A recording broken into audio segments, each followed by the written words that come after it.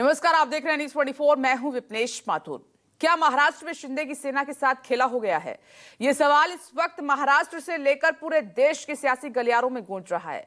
आखिर वजह भी तो है।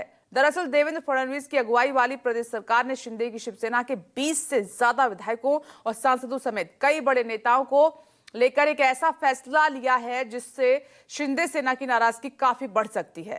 बात तो यहां तक पहुंच गई है कि यह भी कहा जाने लगा है कि बीजेपी ने शिवसेना विधायकों को अब यूज एंड थ्रो करना शुरू कर दिया है। आखिर क्या है फडणवीस का वो फैसला? आखिर कैसे सीएम फडणवीस और डिप्टी सीएम शिंदे के बीच दूरियां बढ़ती जा रही हैं? इसी पर हमारी ये रिपोर्ट देखिए।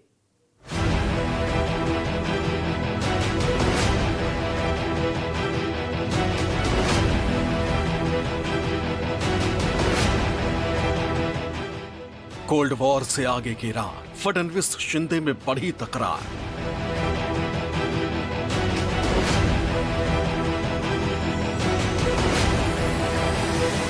शिंदे सेना की सुरक्षा में कटौती, बीजेपी शिवसेना में बढ़ रही दूरी।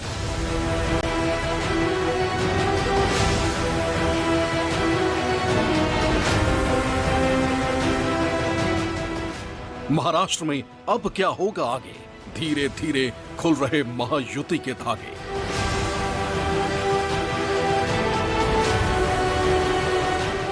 वो कहते हैं ना कि काम आने पर गुठली के भी दाम बढ़ जाते हैं और काम खत्म होने के बाद अच्छे से अच्छा आम भी किसी काम का नहीं रह जाता। वैसे तो ये लाइन सियासत के लिए आम है, लेकिन देश के सबसे बड़े सियासी सूबे महाराष्ट्र में इस वक्त जो चल रहा है उससे ये लगने लगा है कि बीजेपी को अब एकनाथ शिंदे और उनकी सेना की जरूरत खत्म हो गई है, क्योंकि उद्धव ठाकरे की शिवसेना को तोड़ने और उनकी सरकार गिराने के दौरान बीजेपी जिस तरह एकनाथ शिंदे और उनके नेताओं पर मेहरबान हुआ करती थी, अब ऐसा लगता है कि वही बीजेपी और फडणवीस शिंदे और उनके नेताओं को नजरअंदाज करने लगे हैं।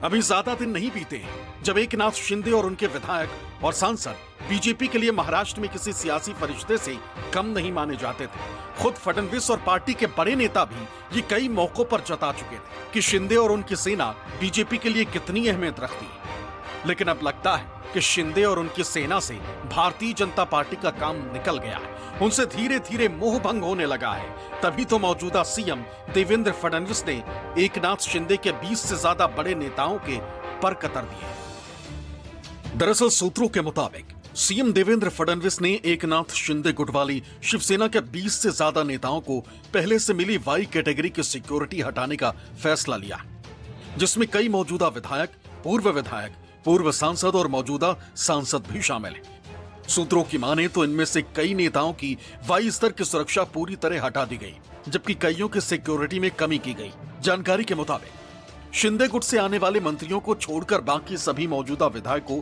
और सांसदों की सुरक्षा को लेकर यह फैसला लिया गया। अब इनकी सिक्योरिटी एक कांस्टेबल के हवाले रहेगी, यानी जिन नेताओं की सुरक्षा हटाई गई है अब उनके साथ केवल एक कांस्टेबल रहेगा। सरकार के इस कदम को राज्य के संसाधनों के दुरुपयोग को रोकने के लिए सीएम फडणवीस के नेतृत्व वाली सरकार के एक पहल के हिस्से के रूप में देखा जा रहा है।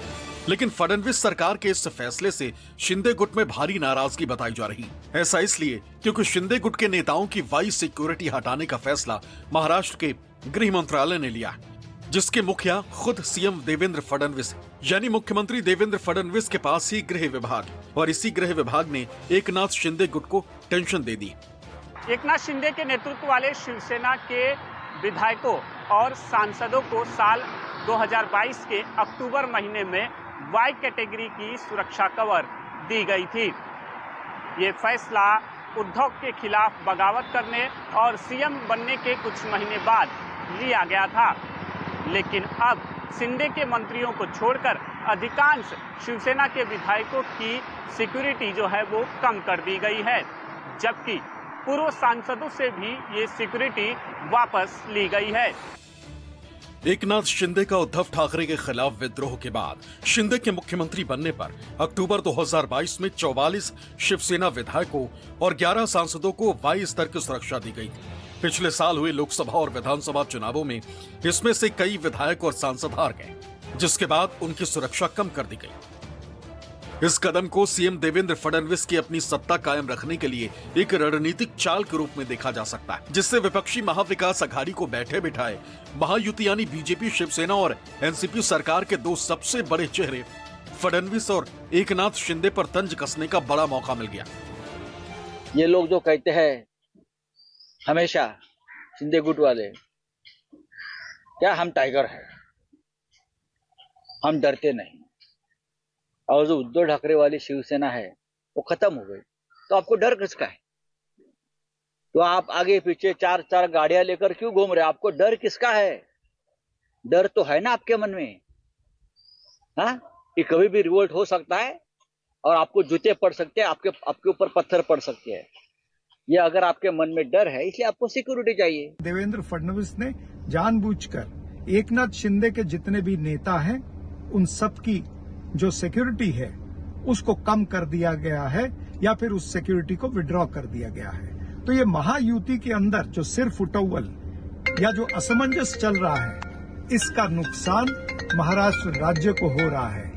महाराष्ट्र राज्य के अंदर जो काम जनता के होने चाहिए थे, ये महायुति के सभी नेता आपस के लड़ाई के अंदर महाराष्ट्र का नुकसान कर रहे हैं और ये महाराष्ट्र की सरकार में सिर्फ मलाई खाने के लिए बैठे हुए हैं। इससे ऐसा सवाल आता है कि कहीं ना कहीं देवेंद्र फडणवीस जी जो बीजेपी के मुख्यमंत्री है महाराष्ट्र के, और एकनाथ शिंदे जी जो उप मुख्यमंत्री है, उन दोनों के बीच में कहीं एक क्लेश दिखाई दे रहा है।